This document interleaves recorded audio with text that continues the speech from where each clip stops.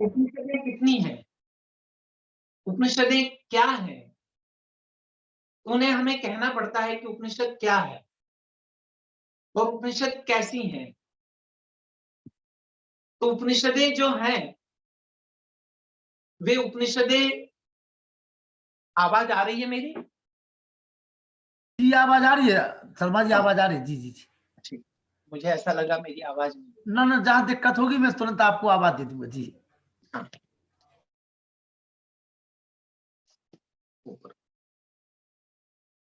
तो कठोपनिषद का थोड़ा सा परिचय ले लें और उसके पश्चात हम आगे बढ़ेंगे।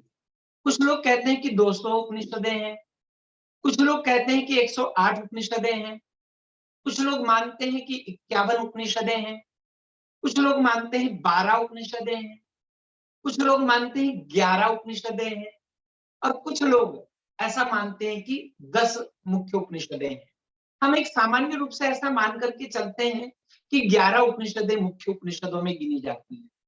क्योंकि 10 उपनिषदों को मुख्य समाज में आज इसलिए माना जाता है कि ये जो 10 उपनिषदें हैं इन पर शंकर का भाष्य उपलब्ध है।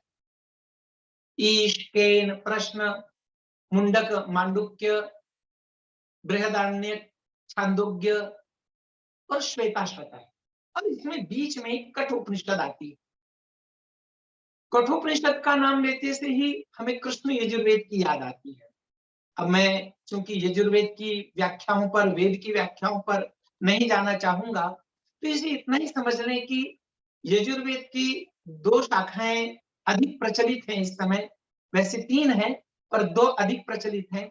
इनमें से है एक शुक्ल यजुर्वेद, दूसरी है कृष्ण यजुर्वेद। कार्म संहिता भी प्रचलित है। जो कृष्ण यजुर्वेद है, इस कृष्ण यजुर्वेद के प्रत्येक वेद की अपनी अपनी शाखाएं हैं, अपनी अपनी उपनिषदें हैं। इनमें से यजुर्वेद की जो उपनिषद है उसका नाम है कठोपनिषद, जिसे हम कृष्ण यजुर्वेद की उपनिषद कहते हैं।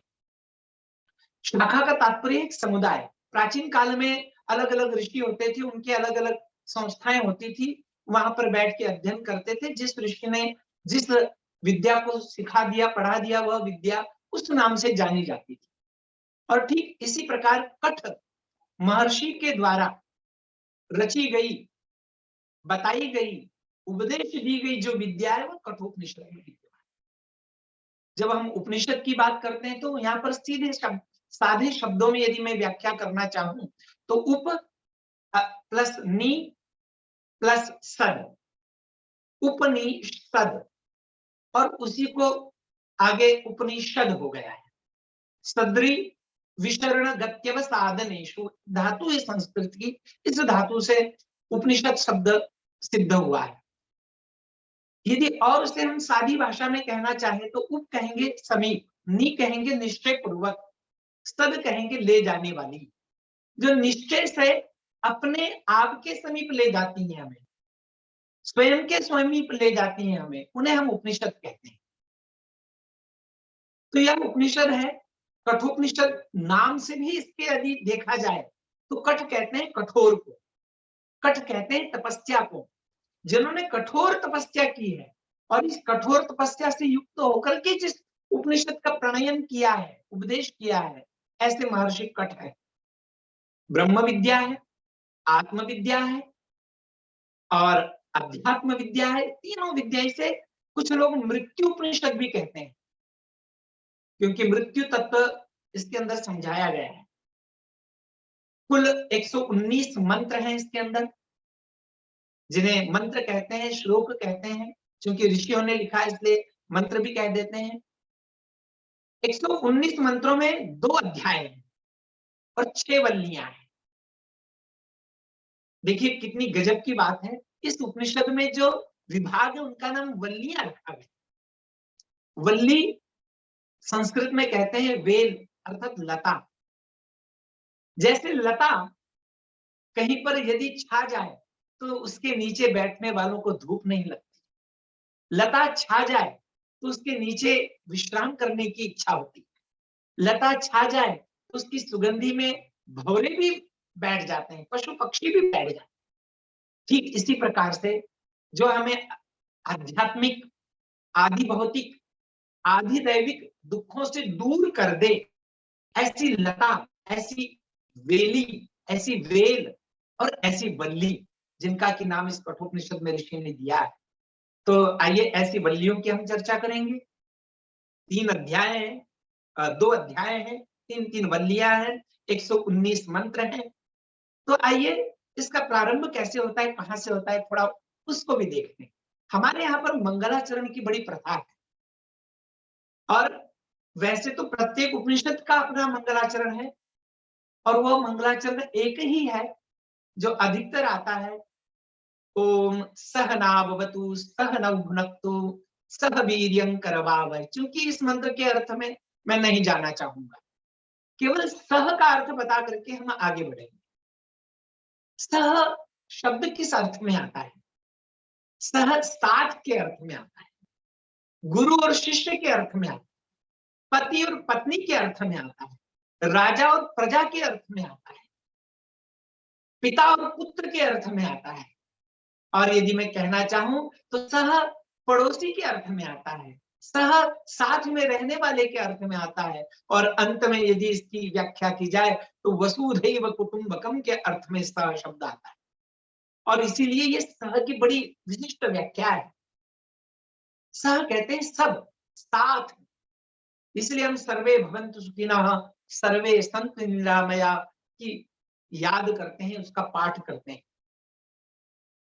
तो आइए इस सह के साथ, चाहे वो वक्ता और श्रोता के रूप में हो, आज हम कठोपनिषद सुनेंगे। कठोपनिषद हम जब प्रारंभ करते हैं तो इसके साथ में वाजश्रवस, देखिए इसमें ज्यादा पात्र नहीं है, ये कथात्मक है। इसमें केवल 3 पात्र हैं, और 3 पात्र हैं। पहला है वाजश्रवस, दूसरा है नचिकेता, और तीसरा है यम।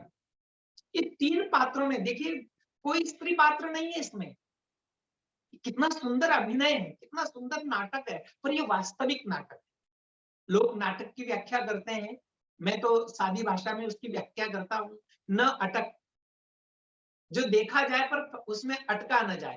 पर ये जो नाटक है, ये जो कथा है, ये सुनी भी जाए, समझी भी जाए, और मैं तो कहता हूं इसमें अटका जाए।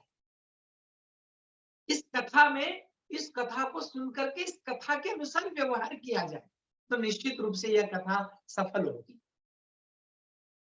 तो इसलिए कथा के रूप में भी, इसे ज्ञान के रूप में भी, उशन वै वाजश्रवसः तस्य नचिकेता नाम पुत्र आस, यहां से प्रारंभ होती है कठोपनिषद। कहते हैं वाजश्रवस, देखिए नाम भी बड़े गजब के रखे गए हैं। वाज कहते हैं अन्न को, श्रवस देने वाले को, जो दे देता है, जो सब कुछ दे देता है, अन्न भी हो, धन भी हो, पशु भी हो, सब कुछ जो देने के लिए तैयार है, वो वाजश्रवस है। वहीं दूसरी ओर नचिकेता है। नचिकेता कहते हैं, नचिकेता किसे कहें, कहते हैं जो सुनने के लिए तैयार है, समझने के लिए तैयार है, जानने के लिए तैयार है। एक बात बता दूं, यहाँ पर लोग कहते हैं कि भाई भारतीय संस्कृति में कहीं प्रश्न पूछने का कोई उपाय नहीं था, कोई प्रश्न नहीं पूछ सकता था, पर उनकी जानकारी बड़ी अधूरी है। हमारी संस्कृति प्रश्न से ही प्रारंभ होती है। एक उपनिषद का नाम ही प्रश्नोपनिषद है। यह प्रश्न से प्रारंभ होती है और उत्तर से समाप्त होती है। यहाँ प्रश्न पर प्रश्न पूछे जाते हैं। तो वाजश्रवस है, और तीसरे है यमाचार्य। आप यम का नाम लेते से ही हो सकता है घबरा जाए, हो सकता है डर जाए। वास्तव में यम का अर्थ मृत्यु होता है। मृत्यु से सब डरते हैं, और जो जो मृत्यु के पीछे चल जाता है, जो मृत्यु को जानना चाह लेता है, जो मृत्यु का न केवल पीछा करता है, जो मृत्यु का पीछा करता है, वो मृत्यु को जान लेता है, और जैसे ही मृत्यु को जानता है आगे बढ़ जाता है। जैसे ही मृत्यु को जान लेता है, वो अपने जीवन को सफल कर देता है। और यही बात इस उपनिषद में कही गई है। तो आइए, वाजश्रवस है, व्यक्ति को दान देने का भी बड़ा अहंकार होता है। दान देना चाहता है, अहंकार के साथ देता है। मैंने इतना दान दिया है, मेरा नाम यहाँ आना चाहिए, मेरे नाम की शिलालेख होनी, मेरे नाम का शिलालेख होना चाहिए, मेरे नाम की शिलापट्ट होनी चाहिए, तभी मैं दान दूंगा। दान देते हैं लोग, परंतु दान के साथ में वे अहंकार को भी लाते हैं। कहीं वाजिष्ठवस भी दान देने की इच्छा कर रहा है, संन्यास लेना चाहता है और इसलिए सब कुछ दान देना चाहता है। पर याद रखना, हमारे यहाँ दान जो चीज दी जाती है वो सर्वश्रेष्ठ का दान दिया जाता है। आजकल कभी कभी कुछ पुरोहित लोग जब संस्कार कराने जाते हैं तो शिकायत करते हैं कि हमें ऐसे नोट दिए जाते हैं जो फटे हुए। तो सामान्यतः लोगों की प्रवृत्ति ये है कि दान में ऐसी चीज दी जाए जो गंदी हो, जो खराब हो, जो फेंकने के योग्य हो। इसीलिए तो हमारे घर में काम करने वाली जितनी भी माताएं बहनें रहती हैं, आती हैं, काम करती हैं, उनको हम सबसे जो भी फेंकने योग्य चीज होती है वो दे देते हैं। हो सकता है वाजश्रवस ने भी सोचा हो कि दान देना ही है तो बस जो जो पहले खराब चीजें हैं उनको मैं दे दूं, परंतु ज्ञानी है वाजश्रवस, इसलिए उनके उनके सुपुत्र भी ज्ञानी है। नचिकेता को भी लगता है, अच्छा मेरे पिता दान दे रहे हैं, बहुत अच्छी बात है। पर दान देते समय नचिकेता का ध्यान था पिता के ऊपर। देखिए आज भी बच्चे इसमें आप दोनों बातें देखेंगे उपनिषद को जब मैं कह रहा हूं, ये व्यवहारिकता भी कितनी गजब की है यहाँ पर। बेटा, हर बेटा अपने पिता को ध्यान पूर्वक देखता है। अनेक पिताओं को लगता है बच्चे को क्या समझता है, बच्चा मुझे देखता नहीं है। परंतु ये बात ध्यान में रखना, ये उपनिषद सिखा रही है कि हर बेटा अपने पिता के एक एक कार्य को ठीक ढंग से देखता है, सुनता है, जानता है, समझता है और वैसा ही करता है। नचिकेता देख रहा है पिता को कि पिता दान देना चाह रहे हैं, दान दे रहे हैं। तो दान देते समय अचानक नचिकेता के मन में श्रद्धा उत्पन्न होता है। दक्षिणासु नियमानासु श्रद्धा आदिवेश, श्रद्धा उत्पन्न होती है। और कैसी श्रद्धा? श्रद्धा का अर्थ देखिए, यहाँ श्रद्धा उत्पन्न होती है, ऋषि के शब्द हैं। और श्रद्धा से तात्पर्य है सत्य में धृति होना, सत्य में बुद्धि होना, सत्य को जानने की इच्छा होना, इसका नाम है श्रद्धा। या तो सत्य जान लिया जाए, सत्य को जानने की इच्छा हो, या सत्य को जानने की अभिप्सा हो, कामना। श्रद्धया सत्यम आप्यते, श्रद्धा से सत्य प्राप्त होता है। तो श्रद्धा जागी है नचिकेता के मन में। नचिकेता जानना चाहता है, समझना चाहता है कि मेरे पिता ये क्या दान दे रहे हैं। तो क्या दान दे रहे थे पिता? कितनी गजब की बात है अगली कारिका में। वो कहते हैं कि पिता दान दे रहे थे, तो कौन सा दान दे रहे थे? पीतोदका, जगधृणा, निरिंद्रिया, दुग्ध दोहा। पिता गायें दान में दे रहे हैं क्योंकि गायें प्रमुख, गोधन सबसे बड़ा धन माना जाता है। गाय दान में दे रहे हैं, पर कैसी गाय दान में दे रहे हैं? कितनी गजब की बात है। वो कह रहे हैं पीतोदका, जो पानी पी चुकी हैं, अर्थात बूढ़ी हो चुकी है। जगधृणा, घास खा चुकी है। निरिंद्रिया, जिनकी जब अब दूसरे वत्स को जन्म देने वाली नहीं। फिर कहते हैं दुग्ध दोहा, जिनका दूध धुआ जा चुका है, अब ये दूध भी देने वाली नहीं है। ऐसी गायों को पिता दे रहे हैं, तो श्रद्धा उत्पन्न होती है। हर पिता से पुत्र प्रश्न पूछता है, हर गुरु से शिष्य प्रश्न पूछता है। बस कमी यहाँ पर होती है कि पिता चुप करा देता है, चुप, तुझे कुछ समझ में नहीं आता। शिष्य कह देता है, गुरु कह देता है, बस बाबा वाक्यम प्रमाणम, मैं जो बोल रहा हूं वही प्रमाण। परंतु उपनिषदें कह रही नहीं नहीं, ऐसा नहीं है। आप प्रश्न पूछ सकते हैं, पूरा प्रश्न पूछ सकते हैं, पर श्रद्धा के साथ में पूछ सकते हैं। कैसा प्रश्न पूछ रहे हैं? जब पिता दान दे रहे हैं वृद्ध गायों को, तो स्वाभाविक है मन में प्रश्न आना, पिताजी इन गायों को आप दान में दे रहे हैं। तो वो सीधा सीधा पिता से विरोध नहीं करता है। देखिए ध्यान देने योग्य बात है, यदि हमें पिता से असहमति है तो सीधा सीधा विरोध नहीं करना है। बेटा कहता है तात, पिताजी देखिए आप लोग भी तात बोल सकते हैं, हम कोई भी अपने पिता को तात कह सकते हैं, जो जो त्राता है, जो रक्षण करता है, जो छुड़ाता है, वो पिता है। पिता से पूछता है बेटा, नचिकेता कहता है पिताजी आप सब कुछ दान देने वाले हैं। हो सकता है नचिकेता के मन में भाव आ रहा हो कि मैं ऐसा कहूंगा तो पिताजी शायद ये गायें देने से रुक जाए। वो कहता है नचिकेता तात कस्मै माम दास्यति, आप मुझे किसको देंगे? आप गायें दे रहे हैं, सब कुछ दे रहे हैं, तो मुझे भी किसे देंगे? क्योंकि पिता के लिए पुत्र सबसे स्नेहमय होता है। पिता जितना अपने पुत्र को प्रेम करता है उतना कोई नहीं करता है। तो नचिकेता सोचता है कि भाई मैं यदि पिताजी को कह दूंगा कि आप मुझे किसे देंगे, तो हो सकता है वो जागृत हो जाए कि मुझे बेटे को भी देना है, और जब बेटे को देना है तो मैं ऐसी गायों को देना बंद कर दूं। पर पिता को समझ में नहीं आता। पिताजी से एक बार पूछता है, दो बार पूछता है, तीन बार पूछता है, तात कस्मै माम दास्यति द्वितीयं तृतीयं तम होवाच मृत्यवे त्वा ददामि इति। अब पिताजी को गुस्सा आ रहा है। तो पिता पिता कैसा है जिसे गुस्सा नहीं आता हो? साधारण तो सभी पिताओं को गुस्सा आता है। जैसे ही बेटे ने कुछ गड़बड़ की, कुछ उल्टा पूछा कि पिता को गुस्सा आता ही है। स्वाभाविक वाजश्रवस को गुस्सा आ गया, और गुस्सा आता है तो क्या कह देता है? सामान्य भी आज भी आप देखेंगे तो पिता क्या कहता है? ज्यादा यदि गुस्सा आ जाए तो कहता है मैं तुझे मार डालूंगा। ये शब्द हमने सुने हैं अनेक पिताओं से।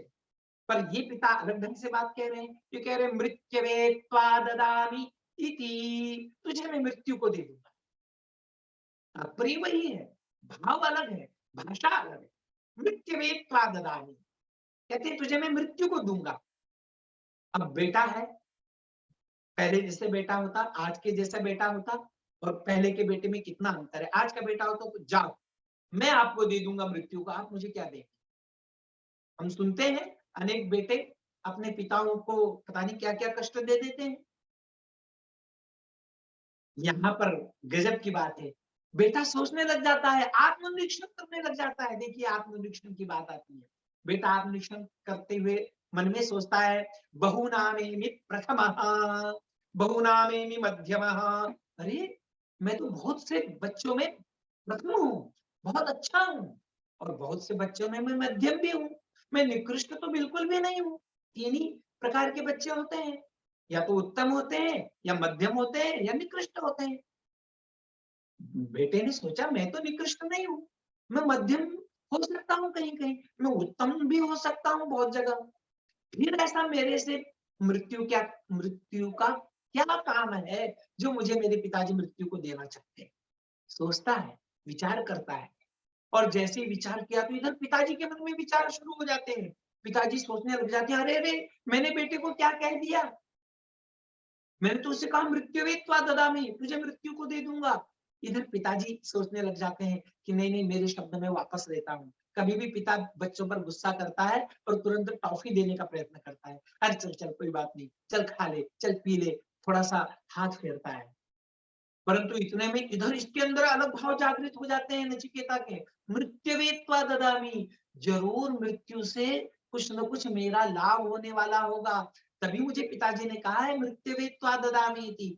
ये जो है तो मृत्यु के पास जाने के विचार बनाने लग जाता है। देखिए कितनी गजब की बात, एक बेटा मृत्यु के पास जाने के विचार बनाने लग जाता है। पिता आत्मनिरीक्षण करते हुए अपनी गलती पर पश्चाताप करने को तैयार है, परंतु तुरंत बेटा कह देता है पिता के भाव जानकर, पिताजी अनुपश्य यथा पूर्वे प्रतिपश्य तथा परे सस्यमिव मर्त्यः पच्यते सस्यमिव जायते पुनः। क्या कहते हैं?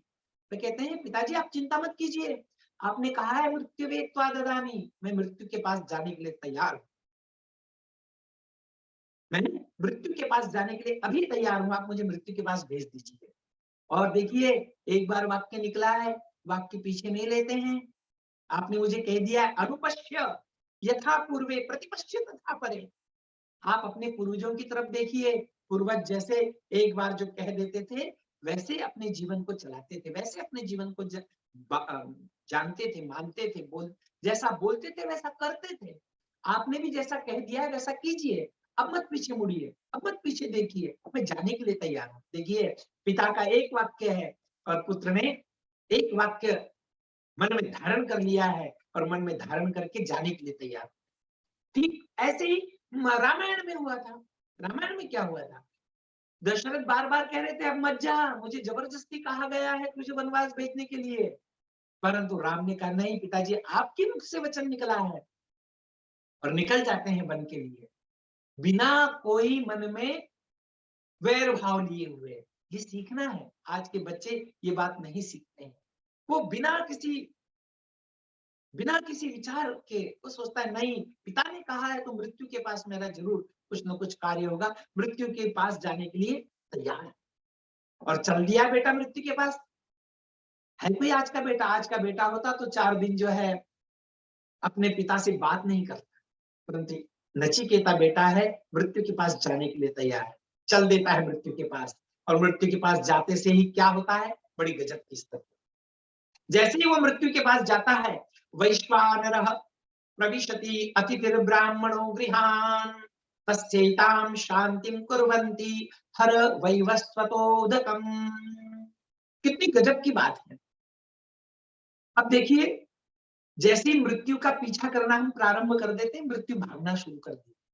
जैसे ही मृत्यु को, इसीलिए योगी मरा नहीं करते हैं, इसीलिए ज्ञानी मरा नहीं करते हैं, इसलिए विद्यावान व्यक्ति मृत्यु को प्राप्त नहीं होते हैं, क्योंकि वो मृत्यु को जान लेते हैं। क्या है मृत्यु? यहाँ पे नचिकेता जैसी मृत्यु के पीछे दौड़ा, कथा तो है ही है, कथा के साथ साथ में जो मुख्य बातें हैं वो हम सीख रहे हैं।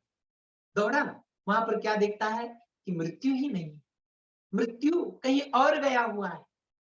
जैसी मृत्यु के पास जाने के लिए नचिकेता तैयार हुआ, घर पहुंचा, देखता है मृत्यु कहीं और गया हुआ है। मृत्यु की धर्मपत्नी थी वहां पर, ब्राह्मण आया हुआ है, ब्रह्मचारी आया हुआ है, और ब्रह्मचारी आया है, ब्राह्मण आया है, सदाचारी आया है, तो उसी को अतिथि कहते हैं। अतिथि और किसी का नाम नहीं है। आज हमने सबने गलत फहमी पाल रखी है कि अतिथि मतलब क्या? तो अतिथि कहते हैं उसे जो मेहमान आ जाए, परिचित मेहमान आ जाए। पर यहाँ पर अतिथि है विद्वान, ब्राह्मण, सदाचारी, सन्यासी, ब्रह्मचारी, उसे ही अतिथि कहा जाता है। न विद्यते नियता अतिथि यस्य स अतिथि। जिसकी न आने की तिथि पता हो, न जाने की तिथि पता हो, वो अतिथि है। और वो अतिथि कुछ आता है और कुछ दे करके जाता है। तो कहते हैं हर वैवस्वत उदकम, अरे अतिथि आया है, उसको जल आदि दीजिए, जल से उसका सत्कार कीजिए।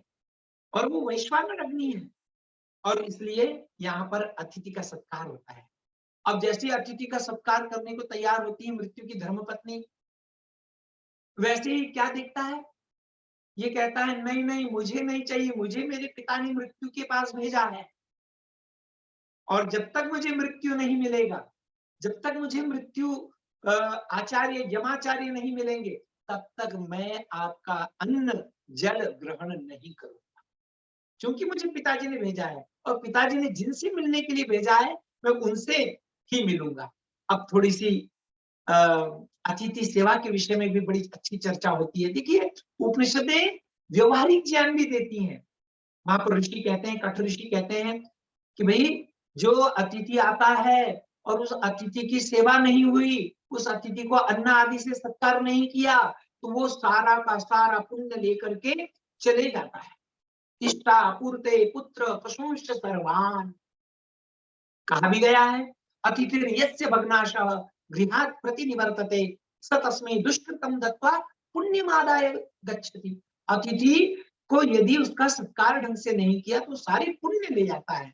आज अनेक लोग ऐसे हैं जो तो अतिथियों को बुलाते ही नहीं है घरों में। वो सोचते हैं क्यों बुलाएं, परेशानी होगी, क्यों बुलाएं, इस परेशानी में हम नहीं पड़ना चाहते हैं।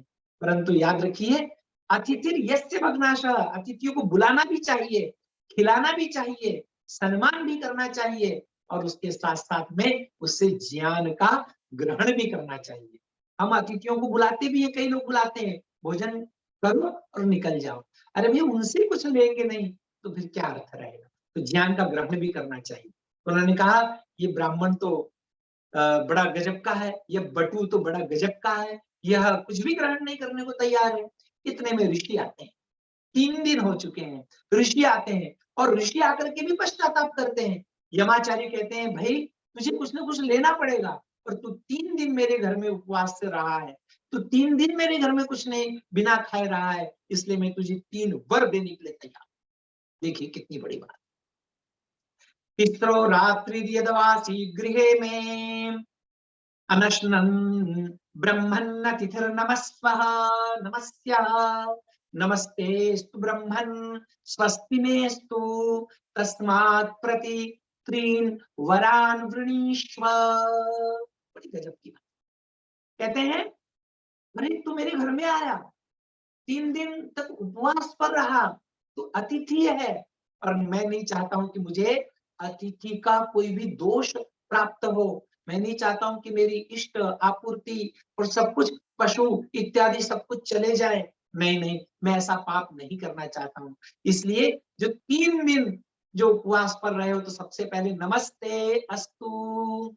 देखिए जय राम जी की नहीं कहा, जय गणेश नहीं कहा, जय श्री कृष्ण नहीं कहा, कुछ नहीं कहा, केवल क्या कहा, ये उपनिषदें हैं, ये उपनिषदें सत्य बातें बताती हैं। और नमस्ते कहा है, ये हमें सिखाती है कि भाई नमस्ते अभिवादन ही सर्वश्रेष्ठ है, नमस्ते ही करना चाहिए। नमः ते, नमः कहते हैं स्वागत, नमः कहते हैं सत्कार।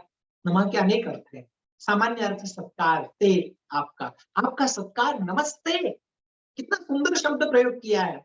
आज भारतीय संस्कृति जब पूरे विश्व में फैल रही है और कोरोना महामारी है, और जिसके कारण कि आज हम सबको साथ में आने का अवसर मिला है, तो नमस्ते शब्द बड़ा प्रचलित है। सब हाथ जोड़ करके नमस्ते करना चाहते हैं, कोई हाथ से हाथ मिलाना नहीं चाहता है नमस्ते की बात पे। और कहते स्वस्ति में अस्तु, भाई मेरा कल्याण कर अतिथि। तस्मात् प्रति 3 वरान वृणीष्व, इसलिए आप 3 वरों को मांग लो मुझसे। छोटा बेटा है, बालक है, तो स्वाभाविक है कि उसे थोड़ा सा प्रसन्न करना था, और ज्ञानी है, मृत्यु के पास आया है, तो कुछ ना कुछ विशिष्ट कारण जरूर होगा। इसलिए आचार्य कहते हैं 3 वर मांग ले। अब बेटे ने क्या वर मांगना चाहिए? यदि आज के किसी नवयुवक या छोटे बेटे को भी कोई पूछे क्या लोगे बेटे, तुरंत कहेगा मैं तो एक गाड़ी लूंगा, तुरंत कहेगा मुझे एक मोबाइल चाहिए, और वो भी पता नहीं कौन कौन सी कंपनियों के चाहिए, तुरंत उत्तर रहेगा उसका। मतलब जो भी संसार की भौतिक की अच्छी से अच्छी चीजें वो लेना चाहिए। परंतु बेटा, वो तो नचिकेता जैसा, नचिकेता क्या वर मांगता है, और नचिकेता कैसे वर मांगता है? नचिकेता सबसे पहला वर मांगता है, बड़ा गजब का वर है। वास्तव में तो 3 दिन है इस कथा के लिए, परंतु हम इसको 3 दिन में ही समाप्त करेंगे। परंतु ये कथा तो 10 दिन तक भी चल सकती है, एक एक श्लोक के ऊपर बड़ा अच्छा विवेचन किया जा सकता है। तो कहते हैं कि बेटे ने क्या वर मांगा होगा? नचिकेता मांगता है शांत संकल्पः सुमनः यथा स्यात् वीतमन्युर गौतमो माभिमृत्यो।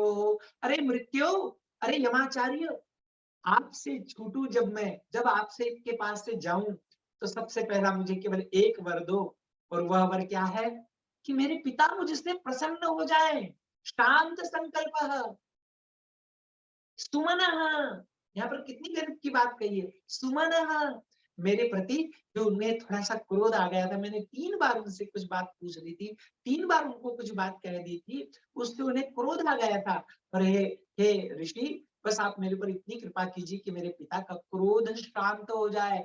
याद रखिए, इस समय वो ऋषि है, क्या वर दे सकते हैं? सब कुछ वर दे सकते हैं, सब कुछ आपको प्रदान कर सकते हैं, परंतु उसके पश्चात भी एक बेटा का कर्तव्य क्या होना चाहिए कि मेरे माता और पिता मुझसे सदा प्रसन्न रहे। याद रखिए, जिस बेटे से अपने माता और पिता प्रसन्न नहीं रहते हैं, उसके जैसा पापी संसार में दूसरा। इसीलिए तो पुत्र किसे कहते हैं? पुम नाम नरका त्रायते, यह सब पुत्र है। जो पुम नाम वृद्धत्व रूपी नरक से पार कर दे, वृद्धत्व रूपी नरक से दूर कर दे, उसे कहते हैं पुत्र। और यही पुत्र का कर्तव्य नचिकेता निभाया। नचिकेता क्या कहते हैं? शांत संकल्प, मेरे पिताजी शांत हो, संकल्पवान हो, सुमन हो। क्या गजब की बात, जैसा उनका पहले मेरे प्रति मन था ना, वैसा ही मन हो जाए। एक एक अच्छा पुत्र यही कामना कर सकता है। और कुछ नहीं कामना करता है पिता से, कोई संपत्ति नहीं मांगता है, कोई धन नहीं मांगता है, बस मेरे पिता मेरे से प्रसन्न हो। वीतमन्यो, उनका क्रोध शांत हो जाए। माँ भी मृत्यु हो, मृत्यु जब तुम्हारे पास से जाऊं मैं, तत्प्रसृष्टम माँ भी वदेत प्रतीत एतत्त्रयाणाम प्रथमम वरम वृणे। और क्या करें पिताजी, मेरे से बोले। याद रखिए, यदि छोटा बालक हो और पिता केवल उससे कह दे मैं आपसे बात नहीं करूंगा, तो बेटा बेचैन हो जाता है। और वही बेटा जब बड़ा हो जाता है तो कई कई दिनों तक पिताजी का मुंह नहीं देखता है। कितनी गजब की, कितनी दुख की बात। और वहां तो एक बेटा कह रहा है कि मेरे पिता बोले, हंसे और जैसे पहले थे वैसे हो जाए, बस मुझे यही पहला वर चाहिए। अब जैसे ही पहला वर मांगा तो आचार्य कहते हैं ठीक है, यथा पुरस्तात् प्रचिता भविता प्रतीत। अरे बेटे तू जा, जैसे तेरे पिता, तू जब जाएगा ना घर, तो जैसे पिता पूर्व की भांति ही तेरे से सब व्यवहार करेंगे।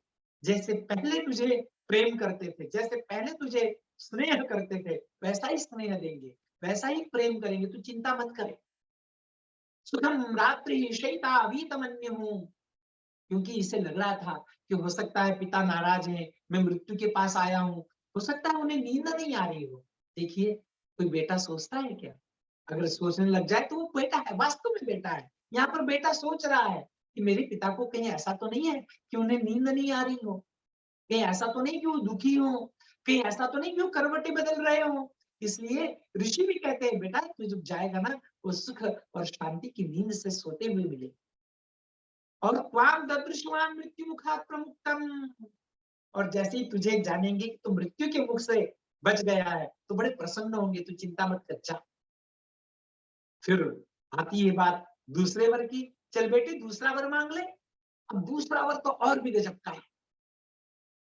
दूसरा वर कहते हैं, देखिए छोटा बच्चा है और वास्तव में छोटे बच्चों के अंदर जो जिज्ञासा होती है, जिज्ञासा से ही धर्म प्रारंभ होता है। हमारे यहाँ के तो सारे दर्शन जिज्ञासा से प्रारंभ होते हैं। अथा तो धर्म जिज्ञासा, अथा तो ब्रह्म जिज्ञासा। जिस व्यक्ति में जिज्ञासा नहीं है वह व्यक्ति कभी भी आगे नहीं बढ़ सकता है। प्रश्न, महर्षि दयानंद को प्रश्न हुआ, प्रश्न पड़ा, यही ईश्वर है। छत्रपति शिवाजी महाराज को प्रश्न पड़ा, यही स्वराज्य है। महाराणा प्रताप को, जितने भी आप जाएंगे संत साधु संत महंत, बुद्ध को प्रश्न हुआ, उत्पन्न हुआ, शंका उत्पन्न हुई, महावीर को शंका उत्पन्न हुई।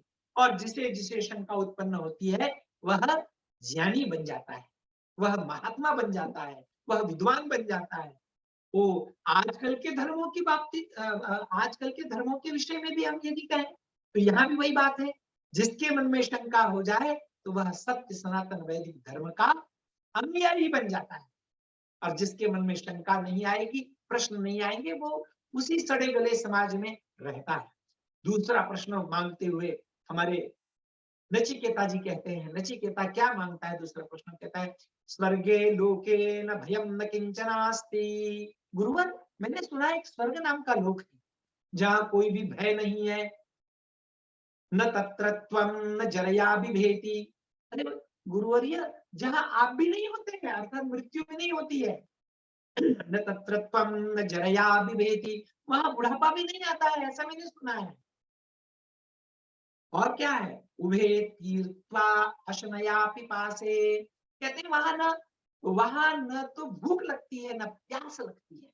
क्या गजब की बात, ऐसा कोई स्वर्ग नाम का लोक है। शोकातिवो मोदते स्वर्ग लोके, और जहां से शोक से पार हो जाते हैं, शोकातिवो मोदते स्वर्ग लोके, और स्वर्ग लोक में आनंद ही आनंद प्राप्त होता है, ऐसा मैंने सुन रखा है। क्या आप जानते हैं?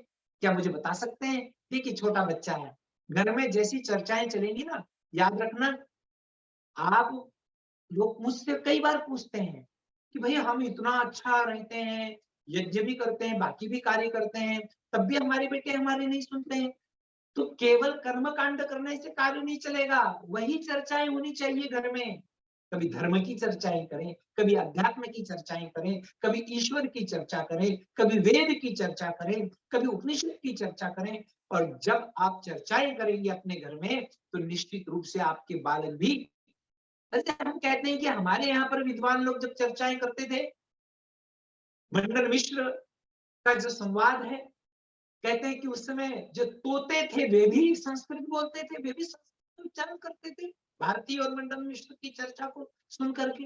तो जब तोते सुन सकते हैं और वे सुन करके वैसी ही वाणी बोल सकते हैं, तो फिर हमारे बालक और हमारी बालिकाएं क्यों नहीं कर सकते? वे भी कर सकते। इसीलिए तो घर में सुनता होगा नचिकेता, स्वर्ग की बातें सुनता होगा। और आप स्वर्ग की बात है तो थोड़ी सी नरक की भी बात बता दूं मैं। नरक कोई नीचे नहीं होता है और स्वर्ग कोई ऊपर नहीं होता है। नरकम नरकम नीचे गमनम नाल्पमपि रमणीयम स्थानम यत्र वर्तते इति सनरकम। नीचे की ओर जाना, निम्न स्थान की ओर जाना, निम्न कार्यों की ओर जाना, जहां पर रमणीयता नाम की कोई भी वस्तु नहीं है, जहां की रमणीयता नाम की कोई भी चीज नहीं है, उसका नाम नरक है। और स्वर्ग किसे कहते हैं? जहां पर आनंद ही आनंद है, सुख है। कई लोग बड़े आनंद से कह देते हैं भाई हम तो स्वर्ग में हैं। तो स्वर्ग से तात्पर्य केवल इतना ही है कि आनंद में है, उत्साह में है, प्रसन्नता में है। और आनंद, उत्साह, प्रसन्नता का नाम ही स्वर्ग है। और वही स्वर्ग नचिकेता पूछ रहा है कि भाई जहां बुढ़ापा नहीं है, जहां भूख और प्यास भी नहीं है, बताओ बोला ऐसा सुंदर स्थान कौन सा हो सकता है जहां भूख नहीं हो, जहां प्यास नहीं हो, जहां पर वृद्धत्व नहीं हो, जहां पर भय नहीं हो, मृत्यु का भय नहीं हो। ऐसा कोई स्वर्ग है तो मुझे आप बता दीजिए। अब ऋषि इस विषय को आगे बढ़ाते हैं और ऋषि कहते हैं, हाँ हाँ मैं तुझे स्वर्ग की अग्नि के विषय में जरूर बताऊंगा, मैं तुझे स्वर्ग के विषय में भी अवश्य बताऊंगा। सत्वमग्निं स्वर्गमध्येषि मृत्योः प्रब्रूहि त्वं श्रद्धधानाय मह्यं स्वर्गलोका अमृतत्वं भजन्ते। ऐसा मैंने सुना है, नचिकेता कहता है, ऐसा मैंने सुना है कि स्वर्ग को प्राप्त करने वाले अमृतत्व की प्राप्ति करते हैं। मुझे अमृतत्व की प्राप्ति करनी है भगवान, मैं अमृतत्व चाहता हूँ, आप अमृतत्व बताइए। कहते हैं, प्रते ब्रवीमि तदुमे निबोध स्वर्गमग्निं नचिकेत प्रजानन् अनन्तलोकाप्तिमथो प्रतिष्ठां विद्धि त्वमेतं निहितं गुहायां। अब उसे तीन तीन तीन तीन का एक प्रकार बताते हैं। लोकादिमग्निं तमुवाच तस्मै या इष्टका यावतीर्वा यथा। तो कहते हैं यहाँ पर कितनी ईंटें जोड़नी है?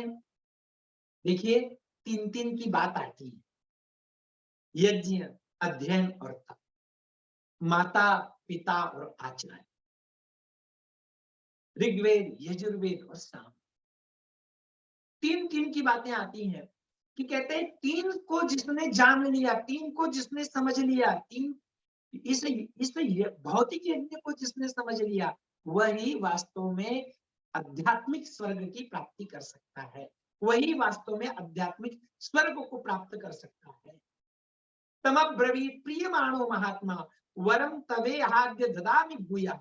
और जब ये तीन तीन की बातें उन्होंने कहा, जो माता पिता आचार्य की सेवा करता है वह स्वर्ग में रहता है, जो यज्ञ अध्ययन और तप करता है वह स्वर्ग में रहता है, वो स्वर्ग को जान पाता है। फिर कहते हैं जो ऋग्वेद, यजुर्वेद और सामवेद को जानता है वह स्वर्ग को प्राप्त करता है। ध्यान देना, आजकल तो कुछ लोग ऐसे मिल जाते हैं, ऐसा टीका लगा लो तो स्वर्ग में चले जाओगे। कोई कहता है उस नदी में स्नान कर लो तो स्वर्ग प्राप्त हो जाएगा, तो कोई कहता है कि उस देवता की पूजा कर लो तो स्वर्ग प्राप्त हो जाएगा। तो याद रखिए, स्वर्ग इनके माध्यम से आता है और किसी के माध्यम से नहीं आता है, यही वास्तविक देवता है। तो कहते हैं तदेव नामना भविताय अग्नि, और कहता है मैं जो इस स्वर्ग रूपी अग्नि का वर्णन कर रहा हूं, आज से तुझे मैं एक वर और अधिक दे देता हूं। केवल तुझे मैं 3 वर नहीं दूंगा, मैं तुझे 4 वर दूंगा। कई बार लोग पूछ लेते हैं कि 3 वर दिए हैं आचार्य ने अथवा 4 वर दिए हैं। मैं कहता हूं 4 वर दिए हैं, 3 वर के अंदर 1 वर दिया गया है। तो ये अधिक जो एक्स्ट्रा जो दिया गया है यहाँ पर वर, वो कहते हैं कि मैं आज से ये घोषणा करता हूं कि ये जो अग्नि है, ये जो यज्ञ रूपी अग्नि है, वैसे अग्नियां 3 प्रकार की होती है, गार्हपत्य, आहवनीय और दाक्षिणा। परंतु यहाँ पर एक अग्नि और बता रहे हैं आचार्य, कहते हैं आज से इस अग्नि का नाम मैं नचिकेत अग्नि कर रहा हूं, और वे नचिकेता का नाम दे देते हैं अग्नि। अब कहते हैं तवैव नामना भवितायम अग्नि, ये अग्नि आज से तेरे नाम की होती है। अब देखिए, वर मांगे हैं 3, परंतु एक बाल बुद्धि है, एक बालक है, जिज्ञासु है, इसलिए गुरु और उसे अधिक देने का प्रयत्न करते हैं। याद हमें ये बात निश्चित रूप से जाननी चाहिए कि जब जब भी, जहां जहां भी, जो भी, जिस कार्य में परमेश्वर, लोग कहते हैं परमेश्वर सहायता, हमें कोई परमेश्वर सहायता नहीं करता है, मैं परमेश्वर को कैसे जानूं, मैं परमेश्वर मुझे कुछ दे रहा, मैं कैसे मानूं। अरे भाई, तू कदम तो रख, तू आगे तो बढ़, तू चल, तो जैसा ही तू चलना प्रारंभ करेगा तो परमेश्वर देंगे, वही परमेश्वर की। मैं अगर कहना चाहूंगा हमारे लखनलाल जी, आपने प्रारंभ में शुरू किया इस कार्य को, थोड़े थोड़े से रूप में प्रारंभ किया, और आज बढ़ते बढ़ते वट वृक्ष का रूप हो गया। आज आज आपके YouTube के माध्यम से और भी अन्य माध्यमों से, झूम के माध्यम से अनेकों लोग तृप्त हो रहे हैं। तो आपने प्रारंभ किया, बढ़ते गए बढ़ते गए बढ़ते गए, तो आज अनेक लोग तृप्त हो रहे हैं आपके इस कार्य से, और होंगे निश्चित रूप। तो यही परमेश्वर की सहायता है। तू आगे बढ़, और जैसे ही बढ़ा कि परमेश्वर के हाथ अपने आप आपके आगे आ जाते हैं, वो अपने आप आपकी सहायता करना प्रारंभ।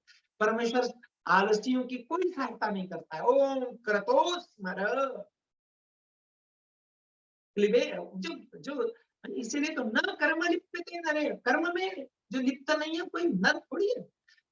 कर्म में तो लिप्त रहना है, परंतु कर्म को करते हुए अलिप्त रहना है। कर्म करते जाना है, और कर्म करते हुए उस कर्म के फल की इच्छा नहीं रखनी है। फल तो परमेश्वर देगा ही देगा। आगे बढ़ू मैं।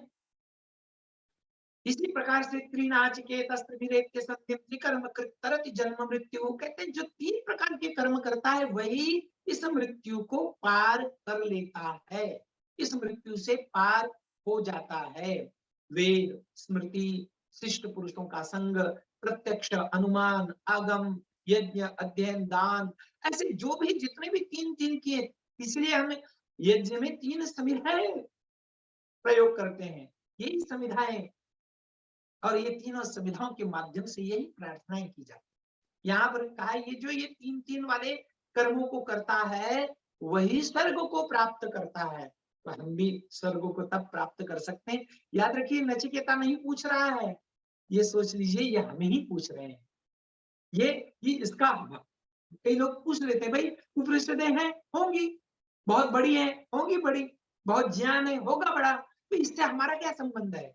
यही हमारा संबंध है इससे कि उपनिषदें बता रही हैं कि भाई आप वेद पढ़ोगे, स्मृति पढ़ोगे, शिष्ट पुरुषों का वेद स्मृति सदाचार स्वस्य च प्रियमात्मनः एतत् चतुर्विधम प्राहु साक्षात धर्मस्य लक्षणम। जब आप ये सब करेंगे तो निश्चित रूप से आपके अंदर प्रवेश होगा स्वर्ग का।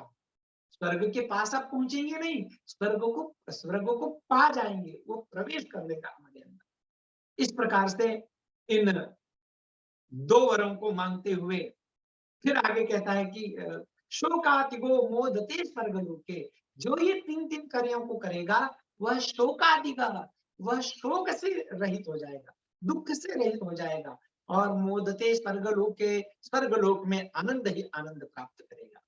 अर्थात देखिए, गृहस्थ आश्रम को भी स्वर्ग आश्रम कहा गया है, एकमात्र ऐसा आश्रम है। संन्यास को संन्यास कहा है, ब्रह्मचर्य को ब्रह्मचर्य कहा है, और भी गृहस्थ वानप्रस्थ को वानप्रस्थ कहा है, परंतु गृहस्थ आश्रम एकमात्र ऐसा आश्रम है कि जिसे स्वर्ग आश्रम कहा है। तो ये स्वर्ग कब आता है, जब ये काम, क्योंकि ये काम गृहस्थ में प्रारंभ करने पड़ेंगे, कुछ काम, और कुछ काम ब्रह्मचर्य अवस्था से ही प्रारंभ होते हैं।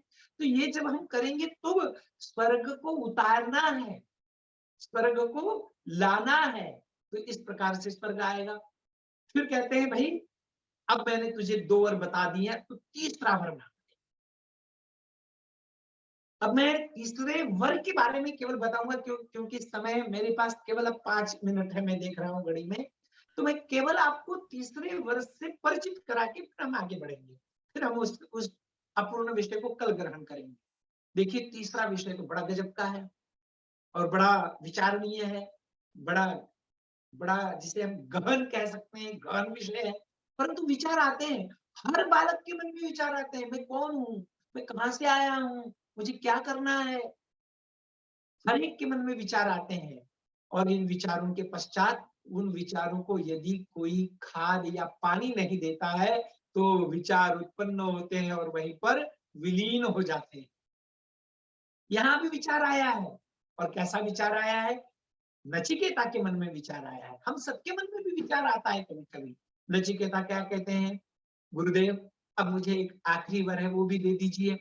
ये यम प्रेते सा मनुष्ये अस्तीत्येके नायमस्तीति चैके एतद् विद्यामनुशिष्टस्त्वयाहं वराणामेष वरस्तृतीयः।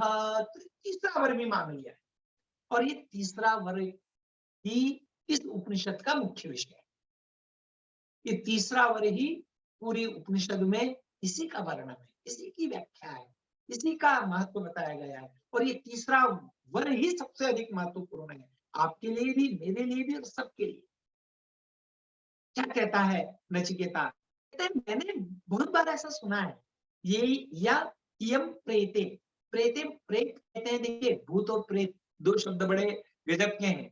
प्रेत कहते हैं जिस शरीर के अंदर से आत्मा निकल चुका है वह प्रेत, और भूत कहते हैं जो अब नहीं है, जो जल करके भस्म हो गया है। तो ये यम प्रेते विचिकित्सा मनुष्य, मैं समझता हूं कि समय की गति को, समय की गति का उल्लंघन नहीं करना चाहिए। केवल मात्र 2 मिनट का समय शेष है, इसलिए इस वर्ग को जानबूझ करके मैं आप लोगों की जिज्ञासा के लिए नहीं बताता हूं।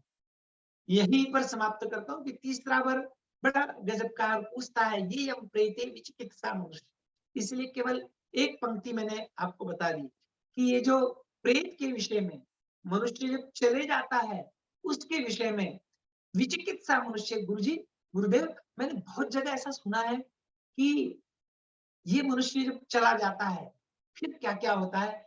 इस प्रश्न को यहीं छोड़ते हैं कल के लिए, आज का समय हमारा यहीं समाप्त होता है और मैं धन्यवाद के साथ आज का वक्तव्य यहीं समाप्त करता हूँ। ओम शांति। और आप सभी लोग सुन रहे थे हमारे आर्य जगत के बहुत ही मृदुभाषी और एक बहुत ही एक ऐसा व्यक्तित्व, आज से लगभग 8-10 वर्ष पूर्व जब हमारी डॉक्टर साहब से मुलाकात हुई महू इंदौर में, उसके बाद फिर जो है डॉक्टर साहब एक बार मेहरबानी में भी आपका आना हुआ।